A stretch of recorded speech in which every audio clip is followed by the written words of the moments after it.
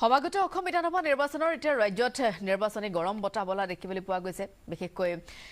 কাৰ্বি আংলং জিলাতো নিৰ্বাচনৰ বতাহ যথেষ্ট পৰ্যায়ত বলিছে হাওৰাঘাট সমষ্টিৰ সাধাৰণ ভোটাৰে তেওঁলোকৰ মনৰ ভাৱ প্ৰকাশ কৰিছে বৰ্তমানৰ বিধায়কক লৈ তেওঁলোক কিমান সুখী হৈছে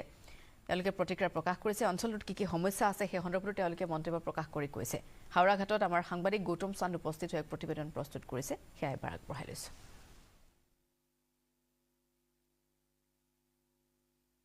হয় সমাগত বিধানসভা নিৰ্বাচন আৰু নিৰ্বাচনক কেন্দ্ৰ কৰি এতিয়া ককালত টঙালি বান্ধিছে বিভিন্ন ৰাজনৈতিক দলসমূহে 109 নং হাওৰাঘাট বিধানসভা সমষ্টিৰ সাধাৰণ ভোটাৰসকলে কি বিচাৰে কাক বিচাৰে এইবাৰৰ নিৰ্বাচনত কাক বিচাৰে জানো আহক তেওঁলোকৰ মনৰ কথা এজন সাধাৰণ ভোটাৰ আছে আমি কথা পাতিব যত্ন কৰিম কি ক'ব সমাগত বিধানসভা নিৰ্বাচন কেনেকুৱা আপোনালোকে প্ৰাৰ্থী বিচাৰে যে আমি বিজেপি পাৰ্টিকে বিচাৰোঁ বিজেপিয়ে লাগে কাম কৰিছে কিন্তু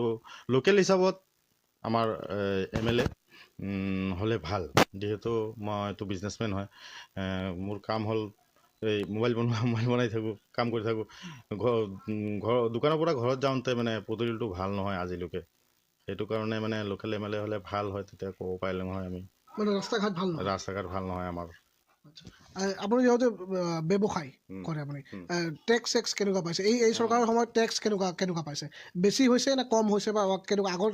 চৰকাৰৰ তুলনাত কেনেকুৱা পাইছে হয় এই টেক্সৰ ক্ষেত্ৰত অলপ চাব লাগিছিলে আমাৰ মানে টেক্স বহুত অলপ কম হ'লে মানে ভাল আছিলে ব্যৱসায়ৰ ক্ষেত্ৰত টেক্সটো আৰু আছে আমাৰ সৈতে আমি কথা পাতিব যত্ন কৰিম কি ক'ব সমাগত বিধানসভা নিৰ্বাচন কি ক'ব কেনেকুৱা প্ৰাৰ্থী বিচাৰে কেনেকৈ বিচাৰে মই বিচাৰোঁ এবাৰ বিজেপিয়ে আহক আকৌ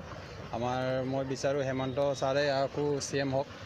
আৰু যি দেখিব পাৰিছে আমাৰ হাওৰাঘাট অঞ্চল এই হাওৰাঘাট টাউনত আমাৰ যোনখিনি ৰাস্তা পদূলি আমাৰ ফুটপাথ দৰং ব্ৰিজখিনি বনি আছে নতুনকৈ আৰু এনেকুৱা ডেভেলপ মই দেখি আছোঁ বিজেপিৰ দিনত বহুতখিনি ডেভেলপ হৈছে আৰু আগৰ কংগ্ৰেছৰ দিনত ইমানখিনি ডেভেলপ দেখিব পৰা নাছিলোঁ কিন্তু এতিয়া বিজেপিৰ অহাৰ পিছত আমি বহুতখিনি ডেভেলপ দেখা পালোঁ আৰু বিচাৰোঁ মই আকৌ হেমন্তই আহক বুলি এইটোৱে আন এজন আছে কি ক'ব কি বিচাৰে কেনেকুৱা প্ৰাৰ্থী বিচাৰে মইতো পাৰ্টি উন্নয়ন বিচাৰোঁ যিকি নহওক এতিয়া মই মিত্ৰজোঁটৰ চৰকাৰ হ'লে ভাল আৰু সেইটোৱে বিচাৰোঁ নিৰ্বাচনৰ বতৰ কেনেকুৱা এইবাৰ 26ৰ বিধানসভা নিৰ্বাচনটো আহি আছে যাব চলি আছে আৰু এনেকৈ চলি নিৰ্বাচনৰ বতৰ লাগিছে নাই আমাৰতো কি আহিছে বুলি জানো আৰু আহিব বতাহটো লাগিছে মানে কি বতাহটো ইমান হুলস্থুল হোৱা নাই এতিয়ালৈকে আমাৰ এই প্ৰজেক্টশ্যন এইবিলাক হোৱা নাই হ'লেও কেনেকুৱা প্ৰাৰ্থী বিচাৰে এইবাৰ 26ৰ নিৰ্বাচনত প্ৰাৰ্থী যেনেকৈ আমাৰ এইবিলাক ৰাস্তা পদূলি অলপ বেয়া হৈ আছে এইবিলাক যদি ভালকৈ চাই এনেকৈ ভাল